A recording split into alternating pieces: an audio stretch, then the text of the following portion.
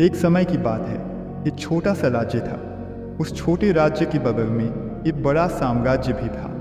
एक दिन छोटे राज्य के जासूस राज्य के राजा से मिलने आए और उन्होंने राजा को यह खबर दी कि बगल वाले राज्य का राजा एक हफ्ते के अंदर हम पर हमला करने की तैयारी कर रहा है। ये सुनकर राजा परेशान हो गया और तुरंत अपने मंत्रियों को बुलाया और उनसे सलाह मांगी। सभी मंत्रियों ने कहा कि अब हम कुछ नहीं कर सकते, हमारी हार और मौत तय है, क्योंकि उनकी सेना हमसे काफ़ी बड़ी है।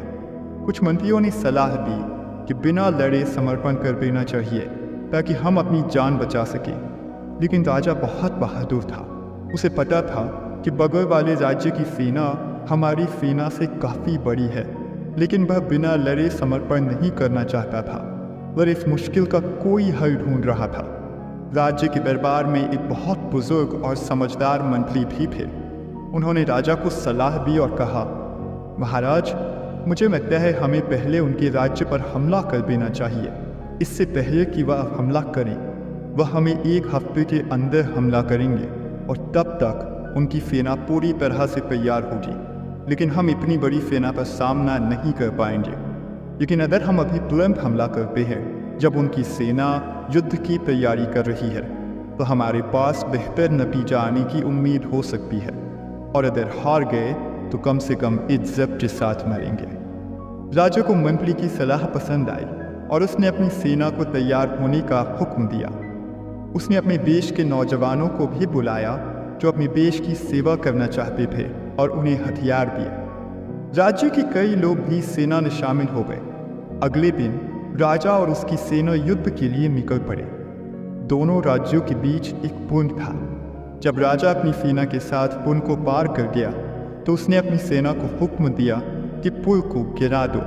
सब लोग हैरान हो गए यह देखकर। फिर राजा ने घोषणा की, अब हमारे पास जीत के अलावा कोई दूसरा रास्ता नहीं है।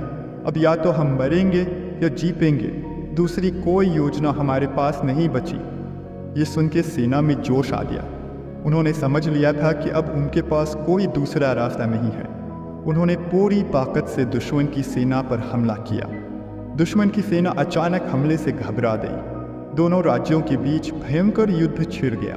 लेकिन छोटे राज्य की सेना अपने मजबूत आत्मविश्वास के साथ धीरे धीरे दुश्मन की सेना पर हावी होने लगी। एक लंबी और भयंकर लड़ाई के बाद छोटे राज्य ने युद्ध जीत लिया। इस जीत का सिर्फ एक ही कारण था, उनके पास कोई प्लान भी नहीं था।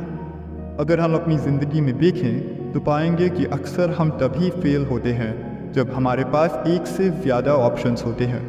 लोगों के पास एक से ज़्यादा प्लान्स होते हैं।